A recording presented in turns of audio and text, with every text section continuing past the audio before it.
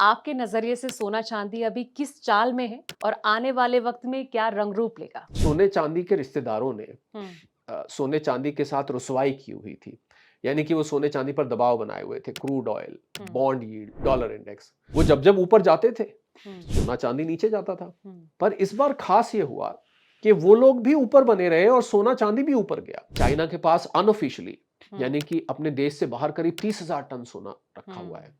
तो अब देखिए, क्योंकि है क्या कि चाइना से आप सही खबर तो निकाल नहीं सकते, हम्म। पर गोल्ड की जो मूवमेंट होती है उससे अंदाजा लगता है। तो इतनी बड़ी मात्रा में जब खरीदा जाएगा तो उससे प्राइस हार्ड होती है। क्या चाइना पूरी तरीके से सिर्फ और सिर्फ यूएस को ही ठेंगा दिखाना चाहता है, उसी को धूल चटाना चाहता है, या फिर कुछ और स्ट्रैटेजी उसके मन में चल रही है? यूएस यूएस नहीं रहेगा जैसा है। हम्म। उसको पता है कि इनकी करेंसी भी डूबेगी और इनका इनका देश भी डूबेगा। हम्म। चाइना को लगभग अंदर ये तय है। अगर मैं मार्केट पर आऊं, क्योंकि देखिए अमेरिका के अब जो कहीं ना कहीं इन्फ्लेशन डेटा है उस पर सबकी नजर रहने वाली है। अब वो किस तरीके से तस्वीर आएगी, जैसे कि आपने कहा कि डेट बहुत ज्यादा है, जिसको कहीं ना कहीं डोनाल्ड ट्रंप डिनाई कर देते हैं। तो क्या सिचुएशन आपको लग रही है कि जब ये डेटा आएंगे उसके बाद क्या तस्वीर हो सकती है? मेरा ऐसा आकलन है संध्या के 70% चांस अब मुझे लग रहे हैं कि सोना ऊपर जाएगा। 70%? 70 पर 30% मुझे चांस है कि शायद अभी भी दबाव में आके थोड़ा सा प्रॉफिट बुकिंग आ सकती है। जियोपॉलिटिकल तनाव तो लगातार बरकरार है। जिस तरीके से आपने बहुत बड़ी प्रिडिक्शन भी की है वॉर वाली, तो मुझे लगता है कि फिर आने वाले वक़्त में तो पूरी तरीके से कई फैक्टर्स हिल सकते हैं। मैं आपसे सर जानना चाहूँगी कि मार्केट को आप कैसे देखते हैं? डॉलर इंडेक्स वो तो खैर रुपए से संबंधित ही है। ये मार्केट के लिए विलेन बने हुए हैं क्योंकि इनके बढ़ने से ना केवल आम लोगों को महंगाई बढ़ती है बल्कि कॉर्पोरेट कॉस्ट भी बढ़ती है। हेलो, नमस्कार दोस्तों, एक बार फिर से बहुत-बहुत स्वागत है आपका मेरे इस खास शो में जिसका नाम है कमोडिटी जंक्शन। मैं हूँ आपकी होस्ट एंड दोस्त संध्या बेस्ट। दोस्तों, जियोपॉलिटिकल तनाव हम पिछले कई वक्त से लगातार देख रहे हैं। मिडिल ईस्ट में तनाव बरकरार है, लेकिन इस बीच हम जो देख रहे हैं गोल्ड और सिल्वर की चाल। हालांकि जब भी हम पॉडकास्ट करते हैं तो कमोडिटी जंक्शन में गोल्ड और सिल्वर की बात अक्सर हम करते रहते हैं, क्योंकि कहीं ना कहीं आपका प्यार भी मिलता है और आप जानने के इच्छुक भी रहते हैं कि आखिर सोना चांदी को क्या हो गया है। सोना चांदी आने वाले वक्त में कहाँ पहुंचेगा, अभी निवेश हमें करना चाहिए या फिर थोड़ा होल्ड करना चाहिए? तो आज हम जो बात करने वाले हैं ना, वो जियोपॉलिटिकल सिचुएशन को लेकर, क्योंकि देखिए बहुत सारे फैक्टर्स होते हैं। खास तौर पर अगर मैं फेड रेट की बात करूं, उस पर भी सबकी नजरें बनी हुई है कि जब मीटिंग होगी उसके बाद क्या नतीजे सामने आएंगे, सोना चांदी कहाँ पहुंचेगा, मार्केट की चाल कहाँ होगी, और खास तौर पर जियोपॉलिटिकल तनाव के चलते आने वाले वक्त में किस तरह की तस्वीर नजर आ सकती है, क्योंकि त्योहारी सीजन भी है। और ऐसे में हर कोई ये टकटकी लगाए बैठा है कि सोना चांदी आखिर आने वाले वक्त में कहाँ पहुंच सकता है। क्या ये तेजी जो 2025 में हमने देखी थी वो 2026 के मिड में आने के बाद अब क्या एंड में हम नजर देख सकते हैं उसको, या फिर कुछ और तस्वीर उस वक्त हमें दिख सकती है? तो आज सारे पहलुओं पर बात करेंगे कि आखिर सोना चांदी की चाल को क्या हो गया है, सोना चांदी में निवेश की क्या स्थिति है, और साथ ही जो जियोपॉलिटिकल तनाव की वजह से मार्केट कभी ऊपर तो कभी नीचे जो बरकरार चल रहा है, उस दरमियान क्या तस्वीर नजर आ सकती है? मार्केट क्या बिल्कुल बल्ले बल्ले रहेगा या फिर तस्वीर बदल सकती है? तो आज बहुत फैक्टर्स पर बातचीत करने के लिए मेरे साथ आज स्टूडियो में मौजूद है मेरे खास मेहमान, जिनको आप अक्सर हमेशा सोशल मीडिया पर देखते होंगे, अलग अलग चैनल में देखते होंगे, क्योंकि जब भी वो प्रिडिक्ट करते हैं तो हर कोई उनको सुनना पसंद करता है। मैं ज्यादा वक्त जाया नहीं करूंगी, तो चलिए मैं सीधा आपको उनके पास लेके चलती हूँ, उनका तारुफ करवा दूं, जो काफी मोस्ट सीनियर इकोनॉमिस्ट और साथ ही टैक्स गुरु हैं, शरद कोहली सर। बहुत बहुत स्वागत सर एक हाँ, बार फिर नमस्कार। से थैंक आपका यू। हमारे स्टूडियो थैंक यू में। So much. Economic times Hindi के सभी फॉलोअर्स, व्यूअर्स, सब्सक्राइबर्स को मेरा अभिवादन। सर, जैसे कि मैंने इंट्रो में कहा कि सोना चांदी, क्योंकि अक्सर कहीं ना कहीं बहुत लोगों का, और मार्केट की जब भी बात होती है तो सोना चांदी की बात ही होती है, बहुत लोगों के लिए बहुत फेवरेट टॉपिक भी होता है। और जियोपॉलिटिकल तनाव को लेकर अक्सर आप अपनी बात रखते ही हैं, आपको लोग सुनना पसंद भी करते हैं। सबसे पहले तो सर मैं आपसे यही जानना चाहूंगी, आपके नजरिए से सोना चांदी अभी किस चाल में है और आने वाले वक्त में क्या रंग रूप लेगा? देखिए, सोना चांदी ने थोड़ी-सी लोगों को राहत दी है। हम्म। युद्ध जब से शुरू हुआ था उसके बाद से, बल्कि 28 जनवरी 29 जनवरी से जो सोना चांदी एकदम नीचे जाना शुरू हुआ। हम्म। पीछे लोगों ने बहुत लंबी उछाल देखी थी, उसके बाद लोग एकदम भौचक्के रह गए, ये क्या हो गया? और ख़ासकर जब से लड़ाई शुरू हुई, तब से सोना लगातार दबाव में रहा। क्रूड ऑयल के दाम बढ़ते थे, डॉलर की डिमांड बढ़ती थी, डॉलर इंडेक्स बढ़ता था, बॉन्ड यील्ड बढ़ती थी, जिसको लेके सोना चांदी के जो कॉमेक्स में न्यूयॉर्क में ट्रेडर्स हैं, उनमें चिंता बढ़ती थी और लगातार बिकवाली के कॉन्ट्रैक्ट्स वहां पर खड़े होते थे। इसकी वजह से हमने सोने को $3900 तक भी जाते हुए देखा। अगर मैं बिल्कुल। भारतीय रुपयों में कन्वर्ट करूं तो 1,40,000 रुपए प्रति 10 ग्राम से नीचे जाते हुए देखा, और चांदी भी साथ साथ शैडो कर रही थी। हुँ, पर अभी पिछले हफ्ते 10 दिन से हुँ, एक राहत आई, और ये राहत, वैसे तो राहत आनी ही थी, स्वाभाविक ही, हुँ, पर इस राहत में एक खास बात थी। वो खास बात पे मैं ज़रूर ज़िक्र करना चाहूँगा। हालाँकि ये तो मैं आपको पहले भी आपके पॉडकास्ट में मैं आया हूँ। मैंने कहा कि ये एक टेम्परेरी करेक्शन है, हुँ, कंसोलिडेशन है, मैंने आपको कहा था। मुझे तो यकीन था कि ये ऊपर जाएगा, पर इस करेक्शन में एक खास बात ये आई कि जिन सोने-चांदी के रिश्तेदारों ने हुँ, सोने-चांदी के साथ रुसवाई की हुई थी, यानी कि वो सोने-चांदी पर दबाव बनाए हुए थे, क्रूड ऑयल, हुँ, बॉन्ड यील्ड, डॉलर इंडेक्स, वो जब-जब ऊपर जाते थे, हुँ, सोना-चांदी नीचे जाता था। हुँ, पर इस बार खास ये हुआ कि वो लोग भी ऊपर बने रहे और सोना-चांदी भी ऊपर गया। हाँ, इसको अगर मैं दूसरी तरीके से कहूँ कि सोना-चांदी ने उन अपनी जो दबाव वाले फैक्टर्स थे, उनको दरकिनार करके, यानी कि उनको इग्नोर करके और ऊपर की तरफ रुख किया है। इस समय जब हम बात कर रहे हैं, सोना अभी $4416 है। हुँ, भारतीय रुपयों में बात करूं तो लगभग 1,55,000 के हाँ, आसपास ही बना हुआ है। अलग-अलग स्पॉट मार्केट्स में अलग होता है। एक 55 के एमसीएक्स के रेट की हुँ, बात कर रहा हूं। और इस समय क्रूड ऑयल $90 के आसपास है। हुँ, डॉलर इंडेक्स 100 के आसपास पहुंच रही है, और बॉन्ड यील्ड्स जो अमेरिका की होती है 10 साल की, वो 4.7 के आसपास पहुंच रही है। तो ये जो इस समय क्रूड ऑयल और बॉन्ड इंडेक्स, बॉन्ड यील्ड और डॉलर इंडेक्स के लेवल्स हैं, इस हिसाब से संध्या, सोना इस समय 4,000 होना चाहिए था, हुँ, जो अगर हम पिछले कुछ महीनों की हिस्ट्री देखें। पर सोने ने उल्टा 10% की छलांग लगा दी। जो मैं खास बात जो कह रहा था, वो खास बात ये हुई है कि सोने ने अब इन फैक्टर्स के चंगुल से हुँ, अपने आप को निकाला है और ऊपर की तरफ रुख किया है। अब सवाल ये उठता है कि क्यों निकाला है?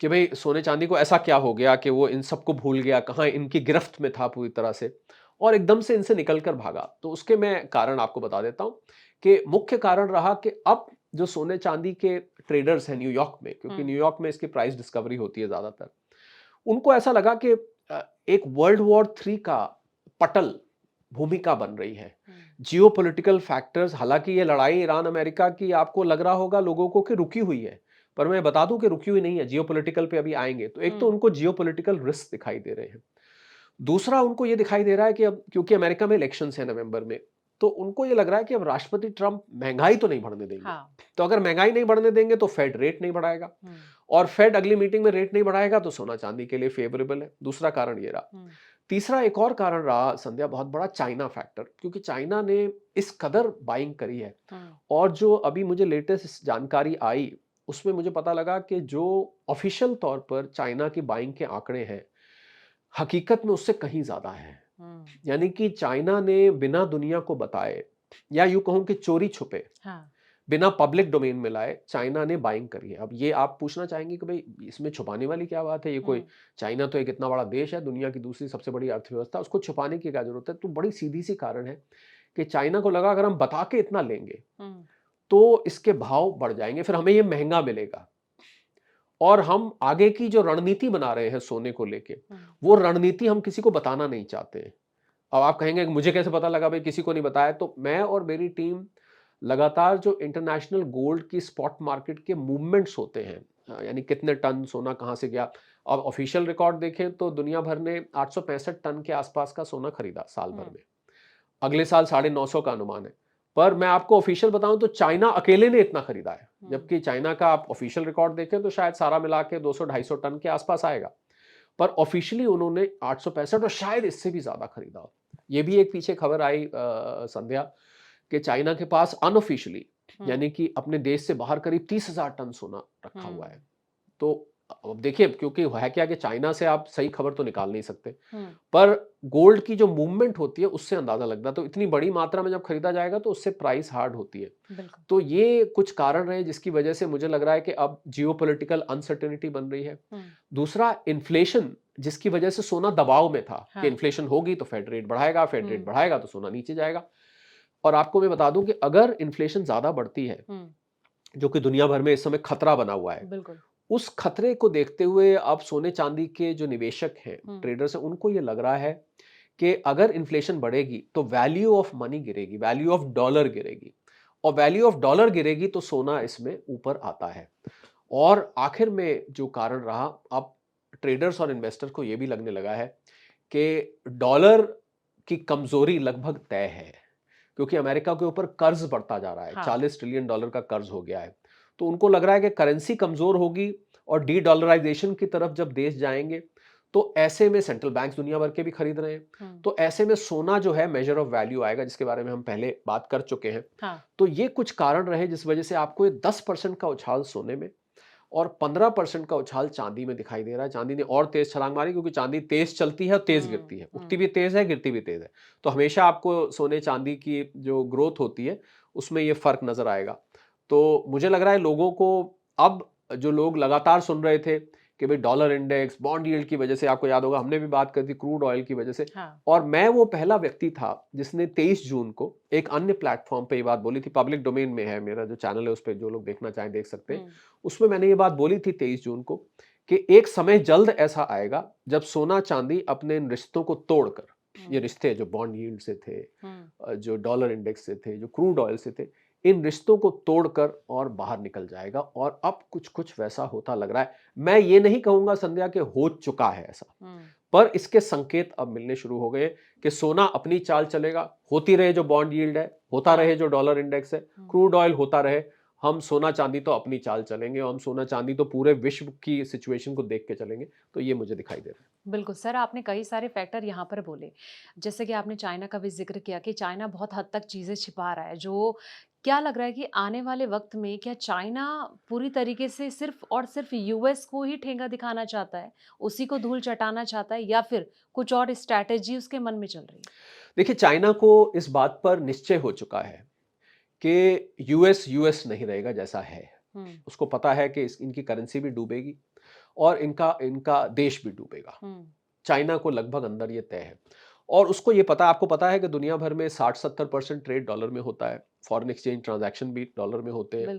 कहीं कभी कभी तो 80-90% तक भी पहुंच जाते हैं। तो डॉलर का एक तरह से कॉलोनाइजेशन है दुनिया के ऊपर आर्थिक रूप से।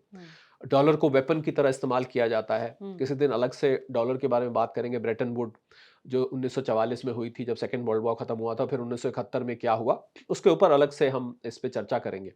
पर जो डॉलर का दबदबा है, चाइना को ये पता है कि ये दबदबा समाप्त होगा, और अगर ये दबदबा समाप्त होता है संध्या, तो फिर आप देखिए कि मान लीजिए थाईलैंड को और स्वीडन से डील करना है, मैं कोई भी दो देश रैंडम उठा रहा हूं, थाईलैंड में बाहत चलता है, स्वीडन में क्रोमा चलता है।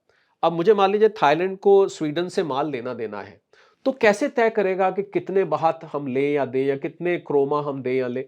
मतलब मैं सामान बेच रहा हूं तो वो कहेगा इतने क्रोमा का है, तो थाईलैंड कहेगा भाई हम आपको पेमेंट करेंगे बाहत में, वो कहेगा बाहत में हम क्यों क्यों पेमेंट लेंगे? तो डॉलर एक बीच में ऐसा मेजर ऑफ वैल्यू था कि भाई क्रोमा में इतने डॉलर आते हैं, बाहत में इतने डॉलर आते हैं, तो दोनों करेंसी की वैल्यू आपस में तय हो जाती है। आप मैथमेटिकली इसको समझ रहे हैं तो सोना ये जगह ले लेगा। यानी कि ये जो मेजर ऑफ वैल्यू है, ये सोना करेंसी नहीं बनेगा, पर जिस देश के पास, चाइना को ये पता है जितना ज्यादा सोना होगा उसकी करेंसी उतनी मजबूत होगी। चाइना ने ये बात बिल्कुल पक्की निश्चय कर ली है, और एक रणनीति के अनुसार चाइना सोना और चांदी दोनों को इकट्ठा कर रहा है। उसको ये भी पता है संध्या कि सोना समाप्त हो जाएगा 15-20 साल में, और चाइना बहुत दूर की सोच के चलता है। जब रेयर मेटल्स इकट्ठे किए थे तो उसने यही सोच के किए थे। अब देखिए चाइना कितनी डोमिनेटिंग पोजीशन में रेयर मेटल्स के। तो चाइना चाहता है कि हम दुनिया का ज्यादातर सोना अपने पास दबा के बैठ जाएं, जिससे हमारा जो युआन है, जो उनकी करेंसी है, और वो एक वक्त पे मजबूत हो जाए और हमारा देश आर्थिक रूप से मजबूत हो जाए। और मुझे लग रहा है जो लोग हमको सुन रहे हैं, अब मैं जो बात लोगों पे अप्लाई करती है तो चाइना की बात रही, वो जो करता है करता रहे, पर लोग जो सुन रहे हैं, मैं ये तो नहीं कहूंगा कि आप सोने में निवेश करिए, ये तो हम इस शो पे नहीं बोलेंगे, हम ये तो आपको इन्वेस्टमेंट एडवाइजर, फाइनेंशियल एडवाइजर से। पर हम जब स्टॉक मार्केट सुबह खुलती है तो हम लोग क्यों बोलते हैं कि आज अमेरिका की मार्केट कैसे बंद हुई, कैसे खुली, तो उससे भारतीय मार्केट क्यों लेती है, CUE क्यों बोलते हैं। तो आपको अगर एक क्यों मिल रहा है, आपको एक इशारा मिल रहा है वहां से कि चाइना जो कर रहा है, क्या आपको करना चाहिए कि नहीं करना चाहिए, ये निर्णय आपको करना है। बिल्कुल सर, जैसे कि कहीं ना कहीं चाइना की जो स्ट्रैटेजी है, इस पर हम इन डेप्थ में बात करेंगे कभी जब हम पॉडकास्ट करेंगे। लेकिन सर जिस तरीके से अगर मैं मार्केट पर आऊं, क्योंकि देखिए अमेरिका के अब जो कहीं ना कहीं इन्फ्लेशन डेटा है उस पर सबकी नजर रहने वाली है। अब वो किस तरीके से तस्वीर आएगी, जैसे कि आपने कहा कि डेट बहुत ज्यादा है जिसको कहीं ना कहीं डोनाल्ड ट्रंप डिनाई कर देते हैं। तो क्या सिचुएशन आपको लग रही है कि जब ये डेटा आएंगे उसके बाद क्या तस्वीर हो सकती है? देखिए, डोनाल्ड ट्रंप इस समय फंसे हुए हैं बुरी तरह, हम्म। क्योंकि वो ईरान का जो युद्ध है, उसमें अब उन्होंने नई एक स्ट्रैटेजी 1-2 दिन से मुझे सुनने में आया वहाँ की कुछ मीडिया प्लेटफ़ॉर्म्स ने लिखा है अमेरिका के, कि वो ईरान को आर्थिक हालात पर कमज़ोर आर्थिक हालात पे छोड़ देना चाहते हैं।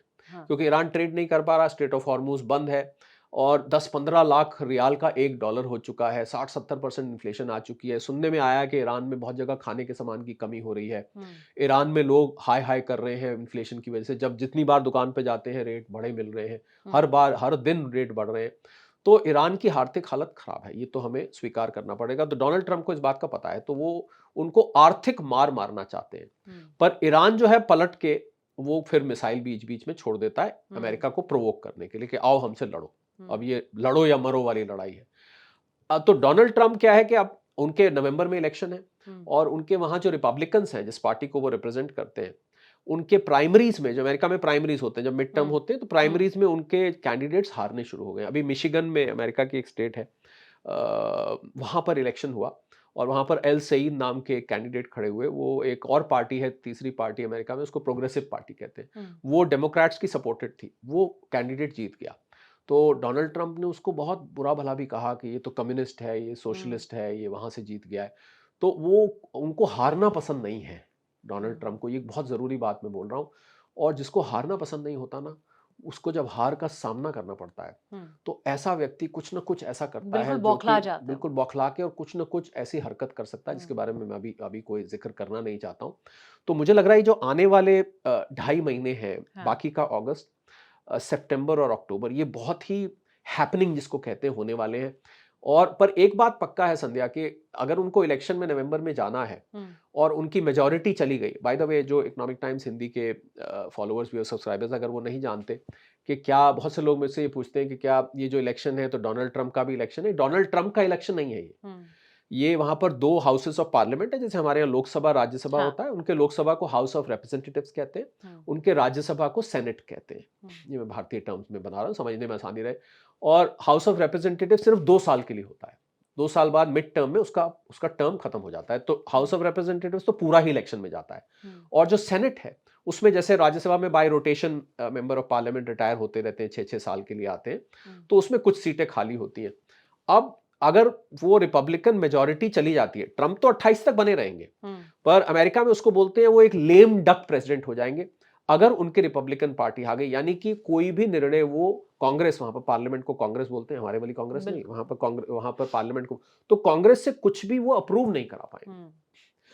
तो ये उनके सामने बहुत ही विकट, तो बिल्कुल उनके जैसे ऐसे लगेगा कि राष्ट्रपति तो बैठे हैं पर किसी काम के नहीं है, कोई निर्णय नहीं, और ये सिचुएशन वो चाहेंगे नहीं। हम्म। अगर वो ये सिचुएशन नहीं चाहेंगे तो वो चाहेंगे कि उनको वोट मिले, हम्म। और वोट मिले तो महंगाई नहीं बढ़नी चाहिए। हम्म। तो इसलिए, क्योंकि वो महंगाई को नियंत्रण में रखेंगे, तो इससे लग रहा है कि फेड रेट नहीं बढ़ाएगा। अच्छा। केविन वॉश जो वहां के फेड के हम्म। चेयरपर्सन है, हम्म। वो उनको रेट बढ़ाने नहीं देंगे। हालांकि हाँ। सीधे तौर पर प्रेशर तो कोई बनाते हैं। दखल नहीं होता है, बिल्कुल। पर पीछे से बातचीत चलती होगी जरूर, और हाँ। उन्हीं के अपॉइंट किए हुए केविन वॉश, ये क्यों भूले हम कि उनको, उन्होंने ही अपॉइंट किया है। हम्म। तो महंगाई नहीं बढ़ेगी, तो मुझे इसलिए लग रहा है, अब मुझे में से लोग पूछते हैं संध्या कि आप सोने चांदी पर आगे अब क्या देखते हैं। लोग तो हाँ। ज्यादा इसमें इंटरेस्टेड लेते हैं ना, भाई हुआ जो हुआ, आगे का बताओ कि क्या हम्म। है यार, हम्म। मतलब आगे क्या होने वाला है। तो मेरा ऐसा आकलन है संध्या के 70% चांस अब मुझे लग रहे हैं कि सोना ऊपर जाएगा। 70 70%। पर 30% मुझे चांस है कि शायद अभी भी दबाव में आके थोड़ा सा प्रॉफिट बुकिंग आ सकती है। हम्म। तो मैंने बिल्कुल आपको क्वांटिफाई कितना जाएगा ये मैं कभी नहीं बोलता हूँ, ये मैं हम्म। उनमें से हूँ जो कभी नहीं बोलता हूँ।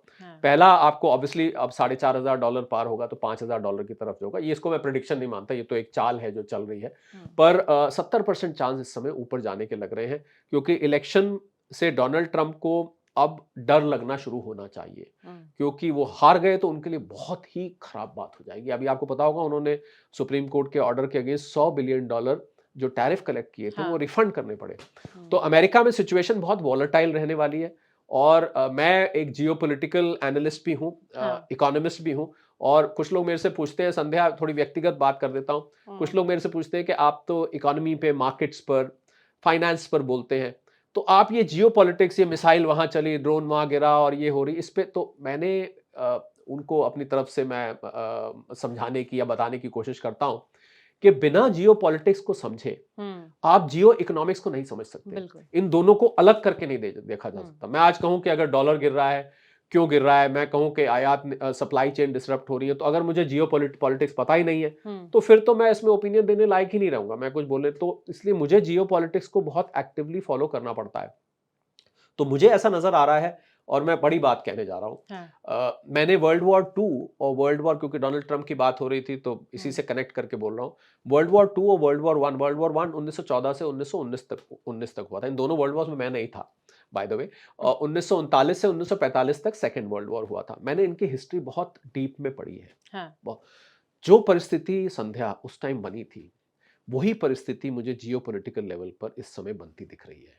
अच्छा। तो मैं बड़ी बात बोलूंगा, और मैं चाहूंगा कि मेरी बात, ये बड़ी बात गलत भी हो जाए। कभी आपको ऐसे एक्सपर्ट नहीं मिलेंगे जो बात भी बोले और साथ में बोले कि मेरी बात गलत हो जाए। हम्म। 2030 से पहले पहले हम वर्ल्ड वॉर 3 में होंगे।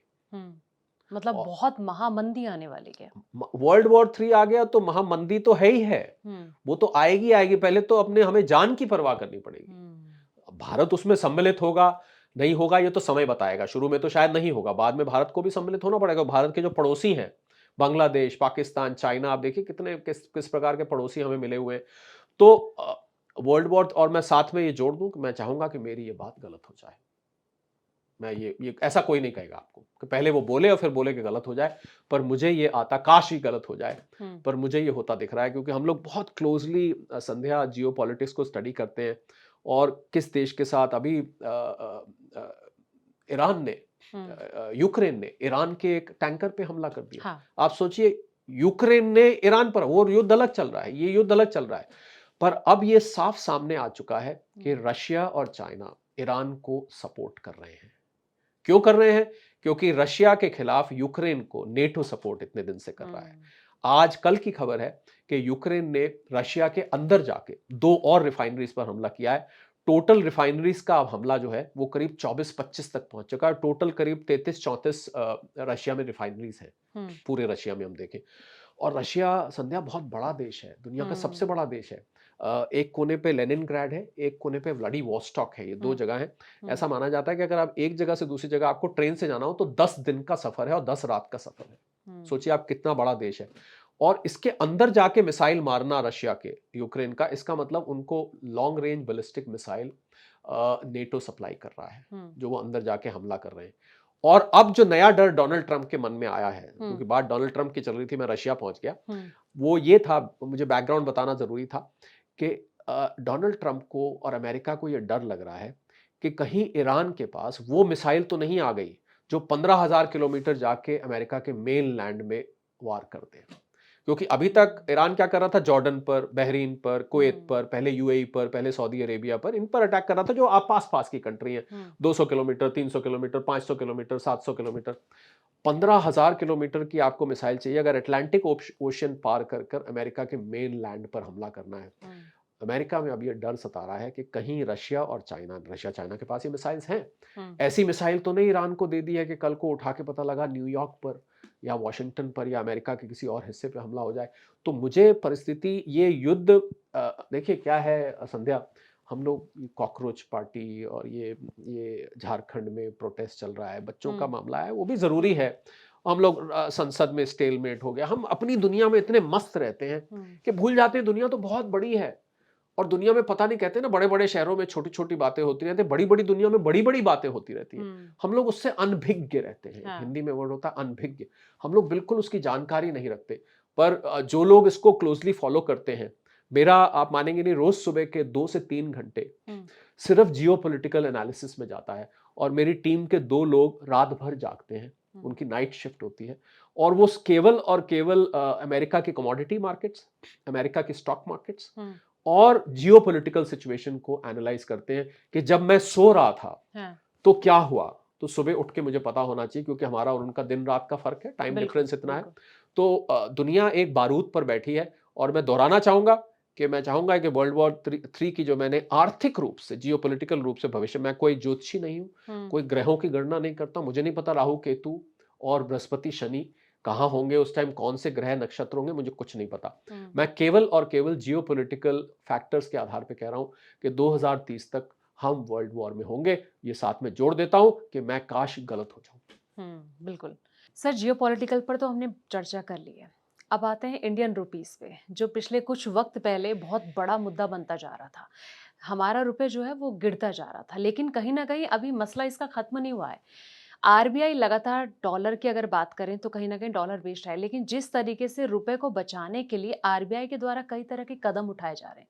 क्या आपको लगता है कि हमारा जो रुपए है, वो आने वाले वक़्त में स्ट्रेंथ ले पाएगा जिस तरीके की उम्मीदें की जा रही हैं? देखिए, बहुत बड़ी रिकवरी तो रुपये की नहीं दिखाई देती है, क्योंकि हम एक इम्पोर्ट ड्रिवन इकोनॉमी है। हम लोग आयात ज़्यादा करते हैं, निर्यात कम करते हैं, और ओवरऑल रुपये पे प्रेशर तो बना रहेगा। ये तो, इसमें तो कम से कम कुछ टाइम तक तो बना, जब तक डॉलर, हालाँकि एक भविष्यवाणी ये कहती है कि डॉलर एक समय 25-30 रुपए का हो जाएगा। हुँ, एक भविष्यवाणी ये भी कहती है। हुँ, पर फिलहाल रुपए पे प्रेशर ऐसा लगता है मुझे बना रहेगा, क्योंकि उसका कारण है कि क्रूड ऑयल की कीमतें नीचे आती हैं, फिर वापस ऊपर चली जाती हैं। तो क्रूड ऑयल पे जब तक एक लेवल मेंटेन्ड है, ये जो $90 के आसपास आ गए हैं, तो ये जैसे-जैसे क्रूड ऑयल ऊपर जाएगा, क्योंकि हम 88% अपना संध्या इम्पोर्ट करते हैं। हुँ, तो जैसे हमें डॉलर की ज़रूरत ज़्यादा पड़ती है। हालाँकि आपने ठीक कहा, आरबीआई ने कदम उठाए, आरबीआई ने एफसीएनआर डिपॉज़िट्स पे अब हुँ, 7 साढ़े हुँ, 7% ब्याज मिल रहा है, और उसके अलावा यहाँ पर और भी डिपॉज़िट्स एनआरआईज़ से मँगाने की कोशिश की जा रही है, उनको अच्छा ब्याज देने की कोशिश की जा रही है।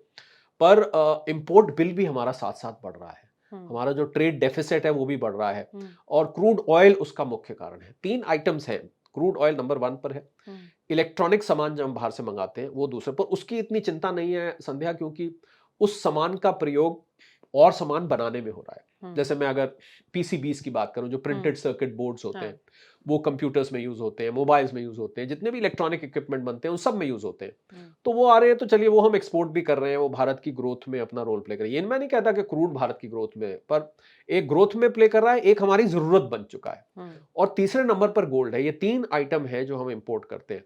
तो जब तक ये 3 आइटम्स का इम्पोर्ट, उसके अलावा फर्टिलाइज़र्स हैं, एडिबल ऑयल है, आपको पता हुँ, ही है बहुत बड़ी मात्रा में, पिछली दफ़े हमने इस पे चर्चा भी की थी। हुँ, तो जब तक हम इनको इम्पोर्ट भारी मात्रा में करते रहेंगे, रुपए पे प्रेशर बना रहेगा। हुँ, और रुपए पे प्रेशर बनने का कारण, अब जो हमारी मनी ऑर्डर इकोनॉमी थी वो भी थोड़ी कमज़ोर पड़ गई है। $130 बिलियन के आस-पास हमें हमारे जो विदेशी बाहर सेटल्ड हैं, वो अपने घरों में बेचते थे। हुँ, अपनी अपनी माँ को, अपनी पत्नी को, अपने बच्चों को, अपने भाई हुँ, को, अपने बहन को, अपने पिताजी को, वो पैसे भेजते थे यहाँ पर। वो हुँ, पैसा भी, क्योंकि मिडल ईस्ट में बहुत सारी नौकरियाँ गई हैं जब से ये ईरान का युद्ध हुआ है, हुँ, और कुछ की नौकरी, कुछ सैबैटिकल पे हैं, कुछ ने नौकरी हुँ, छोड़ दी है, कुछ को फर्लो कर लिया गया है कि हुँ, कुछ टाइम के लिए आप नौकरी छोड़ दीजिए, फिर हम आपको बुला लेंगे। तो इस वजह से उस पे भी फ़र्क पड़ा है। हुँ, हालाँकि आरबीआई ने, आपने ठीक कहा कि डॉलर्स बेच के उसको स्टेबलाइज़ करने की कोशिश करी है। इसीलिए आपको काफ़ी दिन से वो 95-96 के बीच हाँ, में स्टेबल दिख रहा है। पर कुल मिला के अगर आरबीआई इंटरवीन ना करे समय-समय पर, तो इस हुँ, समय ये 100 से ऊपर होता।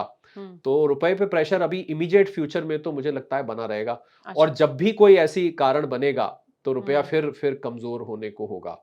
क्योंकि या तो ये डिपॉज़िट्स आने कम हो गए, या आरबीआई ने इंटरवीन करना बंद कर दिया, हुँ, या हमारे फिर इम्पोर्ट बढ़ने शुरू हो गए, तो आपको फिर रुपया यहाँ पर वापस, हम हुँ, 97 तक तो हम पहुँचे थे, वहाँ से 95 पर हैं, तो रुपए पे प्रेशर अभी मुझे लगता है बना रहेगा, और भारतीय अर्थव्यवस्था के लिए चिंता की बात है, क्योंकि ये महँगाई को बढ़ाता है। हुँ, और महँगाई, हम पहले ही लोग इससे, महँगाई से आपको पता ही है, लोग परेशान बिल्कुल, हैं। हुँ, 4.38 जून की आई थी, आज अभी शायद आंकड़े आए होंगे, मैं कैच अप नहीं कर पाया, जुलाई के हुँ, आंकड़े आज आने थे। हुँ, तो महँगाई गई नहीं थी अभी पहले वाली, और ये हुँ, फिर क्रूड ऑयल पहुँच गया है, तो कुछ तो कह रहे थे महँगाई की दूसरी लहर आ रही है। हुँ, तो मैंने कहा, दूसरी लहर तो जब होती है जब पहले पहली लहर अभी शांत हुई, अभी तो पहली लहर शांत ही नहीं हुई है, तो हुँ, दूसरी अभी तो वही चल रही है। तो आई थिंक रुपया हमारे लिए सरदर्द बना रहेगा, हुँ। क्रूड ऑयल की कीमत की वजह से, मेनली अगर मैं बोलूँ तो। बिल्कुल सर। रुपए को लेकर हमने चर्चा कर ली सर, अब आते हैं मार्केट पर। क्योंकि मार्केट को लेकर भी ना जितने भी हमारे व्यूअर्स होते हैं वो जानना चाहते हैं कि मार्केट की चाल कैसी रहेगी। देखिए जियोपॉलिटिकल तनाव तो लगातार बरकरार है। जिस तरीके से आपने बहुत बड़ी प्रेडिक्शन भी की है वॉर वाली, तो मुझे लगता है कि फिर आने वाले वक़्त में तो पूरी तरीके से कई फैक्टर्स हिल सकते हैं। मैं आपसे सर जानना चाहूँगी कि मार्केट को आप कैसे देखते हैं? बहुत अच्छा बात कही आपने, मार्केट के पूछने के साथ वर्ल्ड वॉर 3 को जोड़ दिया, बिकॉज़ हुँ, मैं उसको शायद सीधा ना कहता, क्योंकि मार्केट के लोग जल रहे हैं। मार्केट को ऐसा लगता है, संध्या, आप भी इस चीज़ को मानते हो, किसी की नज़र लग गई है, जैसे ऐसा लगता है किसी की नज़र लग गई, अच्छी वाली मार्केट चल रही थी 2023-24 तक, उसके बाद इन्होंने बिकवाली शुरू करी एफआईआईज़, एफपीआईज़ ने, और मार्केट हालाँकि संभली, ये नहीं, इतनी बुरी भी नहीं करी है। आज भी हम 24 साढ़े 24,000 के बीच में निफ्टी खड़े हुए हैं हुँ, और ऊपर जाने की बार-बार कोशिश करते हैं, पर कुछ ना कुछ हो जाता है।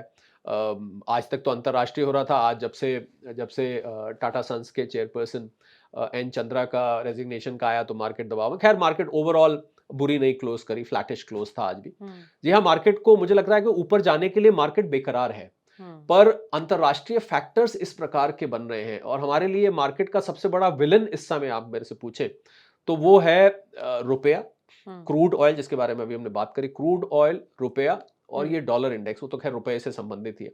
ये मार्केट के लिए विलेन बने हुए हैं, क्योंकि इनके बढ़ने से ना केवल आम लोगों को महँगाई बढ़ती है, बल्कि कॉर्पोरेट कॉस्ट भी बढ़ती है, और हुँ, हालाँकि रिज़ल्ट सीज़न अभी भी चल रहा है।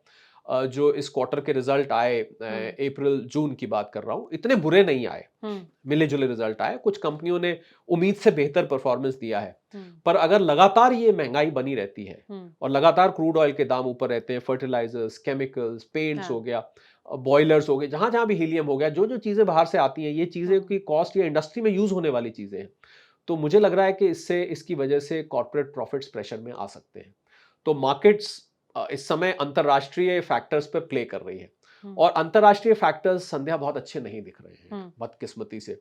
तो मैं मार्केट को लेके कोई निराशा नहीं फैलाना चाहता, हुँ, पर मुझे लगता है कि मार्केट के लिए बीच-बीच में उछलेगी। मैंने तो ये भी प्रेडिक्शन किया है कि 26,377 जो मार्केट का ऑल टाइम हाई था, हाँ, उसको हम हो सकता है कुछ समय में पार कर लें। हुँ, पर क्या टिकी रहेगी कि नहीं टिकी रहेगी, ये एक बड़ा सवाल है। बिल्कुल, जो मार्केट का रन आपने 2020 से, जब 7,500 निफ्टी गई थी कोविड हुँ, के टाइम पे, और 24, 25,000, 26,000 तक देखा, हुँ, उस प्रकार का रन देखने में तो अभी इंतजार मुझे लगता है लोगों को करना पड़ेगा। हुँ, वो समा, इसको हुँ, समा कहते हैं, वो समा अभी इतनी जल्दी आने वाला नहीं है, क्योंकि वैश्विक परिस्थितियां, हुँ, हालांकि एक हैरानी की बात यह है, क्योंकि जैसा मैंने बताया, हम लोग अमेरिकन मार्केट्स को भी ट्रैक करते हैं। हुँ, अमेरिकन मार्केट्स बम बम कर रही हैं, बल्ले बल्ले कर रही हैं, और ये बड़ा ही आयरॉनिकल, हुँ, बड़ी ही डाइकॉटमी वाली बात है कि जो देश युद्ध में है, हुँ, उस देश की मार्केट रोज नया रिकॉर्ड, हर दूसरे तीसरे दिन नया रिकॉर्ड बना देती। कैसे? हुँ,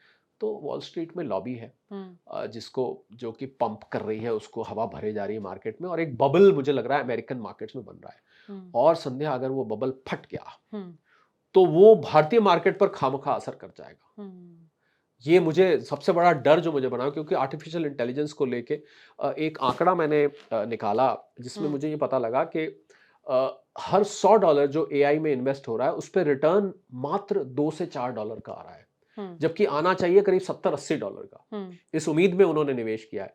तो एआई से वो रिटर्न नहीं आ रहा है, हुँ, जिस प्रकार से इन्वेस्टमेंट जा रही है। तो अगर ये अमेरिकन मार्केट का बबल जो कि बनाया जा रहा है, बबल हाँ, बनाते हैं आप हवा भर के, बबल हमेशा वो सड़क पे बेचते हो, देखो फूँक मारते हैं तो बबल्स निकलते हैं, बिल्कुल, तो उसमें फूँक भरी जाती है। तो ये बबल अगर फट गया, तो भारतीय मार्केट पर बहुत बुरा इसका असर हो सकता है। तो मुझे भारतीय मार्केट, मैं निराशावादी बात तो नहीं करना चाहता, हुँ, पर एक कॉशन, एक चेतावनी ज़रूर देना चाहता हूँ कि मार्केट में थोड़ा-सा सँभल के पैर रखने की ज़रूरत है इस समय। हुँ, इंटरनेशनल मार्केट जैसे आपने कहा कि बम-बम कर रही है, ऐसा तो नहीं कि अब जितने भी इन्वेस्टर देख रहे होंगे इस वक़्त कहीं वो उसी की तरफ ही ना निकल जाएँ कि शरद सर ने बोला है तो चलिए अब कुछ ना कुछ लगता है यहाँ भी चमत्कार होगा। अगर आप अंतर्राष्ट्रीय मार्केट की तरफ जाना चाहते हैं, तो मुझे लगता है थोड़ा-सा आप देर कर चुके हैं, हुँ, क्योंकि वो अब बबल बन चुका है। इससे ऊपर कितना जाएगा, और मुझे लग रहा है ये बबल संध्या मिड टर्म इलेक्शन तक है। हुँ, मिड टर्म, हालाँकि उससे पहले भी फट सकता है। मिड टर्म इलेक्शन से पहले तो डोनाल्ड ट्रंप फटने नहीं देंगे। हुँ, क्यों नहीं फटने देंगे, मैं उसका कारण बताता हूँ। क्योंकि अमेरिका में, हमारे यहाँ तो 20-25 करोड़ डीमैट अकाउंट्स हैं। उसमें से हाँ, एक्टिव अकाउंट्स तो 5-7 करोड़ होते हैं, आपको पता ही है। हम तो स्टॉक मार्केट ऑपरेटर्स, अपनी भी डिवीज़न है, टच में रहते हैं बहुत सारे इन्वेस्टर्स के। पर अमेरिका में 65% आबादी, अमेरिका हुँ, की आबादी करीब 35 करोड़ के आसपास है। हुँ, 65% आबादी कैपिटल मार्केट में एक्टिव रहती है। तो अगर आपको लोगों को खुश करना है, हुँ, तो क्या करना है? आप समझ रहे हैं मैं क्या करना है? आप हुँ, मार्केट्स को बल्ले-बल्ले, बम-बम कराते रहिए, हुँ, लोगों का पैसा बनता रहेगा, और लोग कमाते रहेंगे, बोलेंगे तो बहुत अच्छी एडमिनिस्ट्रेशन है, हुँ, क्या हुँ, सरकार है, लड़ाई भी चल रही है, मार्केट भी चल, पहली दफ़े मैंने ज़िंदगी में ऐसा देखा कि लड़ाई भी चल रही है, वो देश खुद युद्ध कर रहा है, हुँ, और उसकी मार्केट बम-बम कर रही है।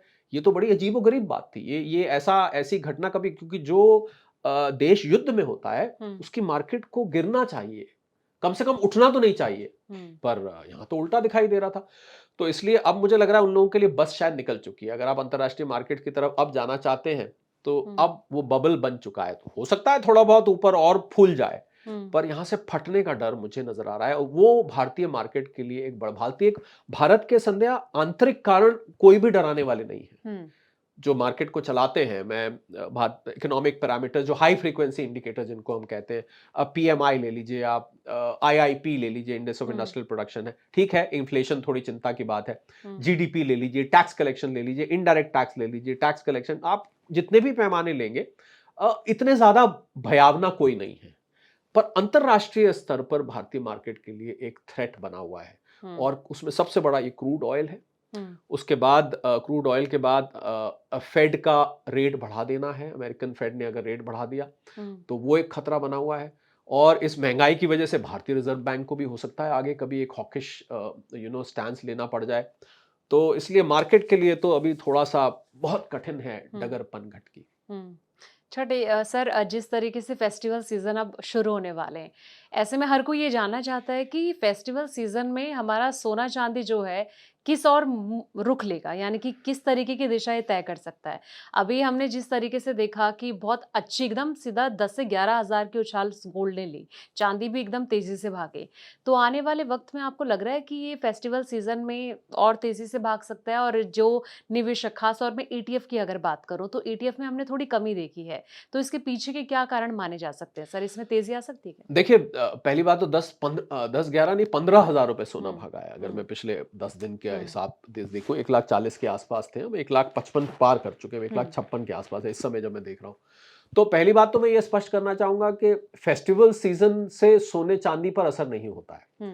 मतलब हम धनतेरस आ रही है, अक्षय तृतीया भी गई और शादियों का सीजन आ रहा है बहुत बड़ा। तो हिंदुस्तान में तो इतनी शादियां होती हैं, लाखों के हिसाब से शादियां होती हैं, तो उसमें तो खूब खरीदारी होती है। और लेकिन मोदी जी ने अभी मना कर रखा है अभी कि ज्यादा नहीं, सोना। पर अब शादी तो लोग करेंगे ही ना। मोदी जी ने तो मना किया, बस शादी में जिसने देना है, जिसकी बेटी की शादी है, बहन की शादी है, तो वो तो बेचारा शादी में, जो एक तो शगुन है हिंदुस्तान में, सोना जो है वो एक शगुन की तरह, एक पूजा की सामग्री भी हो जाती है। तो मुझे लग रहा है कि जो वेडिंग डिमांड है वो तो रहेगी। मोदी जी को मई में कहा था, उसके बाद क्रूड ऑयल थोड़ा नीचे आया। अब हमारी forex position by the way उतनी बुरी नहीं है, हम 690 बिलियन डॉलर के आसपास फिर पहुंच गए हैं। उस समय हम 650 आ गए थे। तो मोदी जी को चिंता हो गई थी कि भाई हमारा फॉरेन एक्सचेंज अगर गोल्ड में इस प्रकार जाता रहेगा तो कल को हमारे पास डॉलर नहीं रहेंगे। तो इसलिए उन्होंने कहा था, पर अब थोड़ी सी रिलैक्स पोजीशन है। इस बात को थोड़ा सा दबी आवाज में कहते हैं कि लोग उल्टा मतलब ना समझ लें इसका, क्या और सोना धड़ल्ले से कि मोदी जी की बात को पीछे करके कर रहे हैं। मोदी जी की बात को तो ध्यान आपने रखना है, पर ज्वेलरी की शॉपिंग होगी। अब सवाल यह है कि क्या ज्वेलरी की वजह से गोल्ड चलेगा? ये नहीं है। गोल्ड का मैं दोहराना चाहूंगा सभी इकोनॉमिक टाइम्स हिंदी के फॉलोअर्स, व्यूअर्स, सब्सक्राइबर्स को, गोल्ड का भारत के किसी भी फैक्टर से कोई लेना देना नहीं है। इसकी कीमत यहाँ की कितनी, चाहे 50 लाख शादियां भी हो जाएं, सोने के दाम वही तय होते हैं। न्यूयॉर्क में और लंदन में, कॉमेक्स में थोड़ा बहुत 200-400 रुपए का ज्वेलर टू ज्वेलर आपको फर्क दिख सकता है। हाँ, इंपोर्ट ड्यूटी अगर बढ़ती है तो फिर भारत में सोना महंगा होता है। अदरवाइज भारत सोने को महंगा सस्ता नहीं कर सकता। भारत को पूरी तरह, आपने भी अगर कुछ पहना हुआ है तो 99% आपने विदेश की चीज पहनी हुई है, आपने इंपोर्टेड चीज पहनी हुई है, भारत की कमोडिटी नहीं है। तो क्योंकि भारत की कमोडिटी नहीं है तो भारत की कोई शादी इसको प्रभावित नहीं कर सकती, भारत की लाखों शादियां भी इसको प्रभावित नहीं कर सकती। थोड़ी बहुत डिमांड बढ़ती है, वो उससे उतना फर्क नहीं पड़ता है। तो उम्मीद तो यही लग रही है कि क्योंकि नवंबर की हम बात कर रहे हैं, अब डोनाल्ड ट्रंप के जो इलेक्शन की बात करी नवंबर में, अब कोइंसिडेंटली उधर डोनाल्ड ट्रंप के इलेक्शन और इधर शादियां, तो ये दोनों चीजें आपस में मैच कर रही हैं। तो यहां से मुझे लग रहा है, हो सकता है, जैसा मैंने कहा, 70% चांस यहां से शॉर्ट टू मिड टर्म ऊपर जाने के हैं। तो इसलिए किसी ने अगर शादी में लेना है तो मैं निवेश की सलाह तो नहीं देता, पर खरीदारी की सलाह अगर आप पूछ रहे हैं तो सेट वेट और कंगन बनवाने हैं, आप ऑर्डर दे दीजिए, क्योंकि हो सकता है कि यहां से और महंगा आपको। तो जब तक अगर आप शादी के बिल्कुल क्लोज पास में आके ऑर्डर करेंगे, लोग जनरली क्लोज करते हैं, क्योंकि होता क्या, पहले से अगर आप बनवा के रख लेते हैं तो लॉकर वॉकर में रखना पड़ता है, घर में रखना पड़ता है, वो बहुत कंफर्टेबल नहीं लगता है। और फिर क्या होता है, रिश्ता क्लोजर टू द टाइम जो रिश्ते होते हैं, तो भाई उनकी भी सलाह ले लें, फियांसी की भी सलाह ले लें, सेट कैसा होना चाहिए। सास के जो कंगन है, भाई सासू जी से पूछे तो सही ना कि कैसे बनवाने, आप अपनी मर्जी से बनवा लिया, उनको नहीं पसंद आए, तो normally it happens closer to the wedding. तो because it happens closer to the wedding, तो मुझे लग रहा है कि अगर आप थोड़ा पहले ले लें तो बेहतर रहेगा। There is a good chance कि ये आपको शादी के वक्त महंगा मिल सकता है। हाँ, अगर क्रूड ऑयल यहाँ से एकदम बढ़ गया और ये बाबल मंदेब बंद है जो यमन में हुतियों की वजह से, कल भी सऊदी के टैंकर्स पे हुतियों ने अटैक किया है। हाँ। अगर कच्चा तेल यहाँ से मान लीजिए 100-120 पहुंच जाता है, तो फिर सोने पर, तो मैंने जो 30% रखा है, मैंने कहा ना 70% ऊपर जाने का, 30% मुझे लग रहा है नीचे जा सकता है, तो वो 30% मैंने वही रखा है कि बाई चांस एकदम से क्रूड ऑयल 120-130 पहुंच गया, तो फिर सोने चांदी पर दबाव आ सकता है। बिल्कुल सर। तो आप ये चांस लेना चाहते हैं, आपकी मर्जी। बिल्कुल सर। सर, वो जिस तरीके से कई सारे फैक्टर्स पर हमने बात की है, मुझे लगता है जितने भी दर्शक इस वक्त हमें देख रहे हैं उन्हें बहुत ही मजा आया होगा और वो ये सोच भी रहे होंगे कि कब जल्दी नया फिर दोबारा हम पॉडकास्ट करेंगे नए टॉपिक के साथ। लेकिन मैं एक चीज और ऐड ऑन करना चाहूंगी सर यहाँ पे कि बहुत जल्द ईटी हिंदी बहुत जल्द एक सीरीज शुरू करेगा जहां पर जनता के सवाल होंगे जो वो कमेंट्स करते हैं, जी। उनको हम नोट डाउन करके जितने भी एक्सपर्ट होंगे, और सर खास तौर पर आपसे ही हम जानना चाहेंगे कि आखिर किस तरीके से उनके जो सवाल हैं बेहतर तरीके से जवाब उनको मिल जाए, ताकि वो भी एक जो उनका भरोसा है वो बन सके जी। और कहीं ना कहीं वो सीरीज को भी बहुत पसंद अपना प्यार वो दे तो सके। मुझे खुशी होगी लोगों का सवाल, बल्कि मेरा मेरा फेवरेट सेगमेंट होता है जब मैं लोगों के सवालों का जवाब देता हूँ, हम्म। क्योंकि लोगों को देखिए अपने से सरोकार होता है कि भाई हम्म। हम हमारे अर्थव्यवस्था ऐसी है, ये वैसी है, मेरी अर्थव्यवस्था का क्या होगा, मेरे निवेश का क्या होगा, मुझे खुशी होगी इसमें बात बिल्कुल सर, करके। बिल्कुल। तो बहुत बहुत शुक्रिया सर थैंक यू। हमसे जुड़ने के लिए, तमाम जानकारी हमारे व्यूवर्स तक पहुंचाने के लिए। दोस्तों दोस्तों इस पॉडकास्ट में मुझे उम्मीद है आपको बहुत मजा आया होगा। अगले पॉडकास्ट में हम फिर जुड़ेंगे, तब तक के लिए नमस्ते।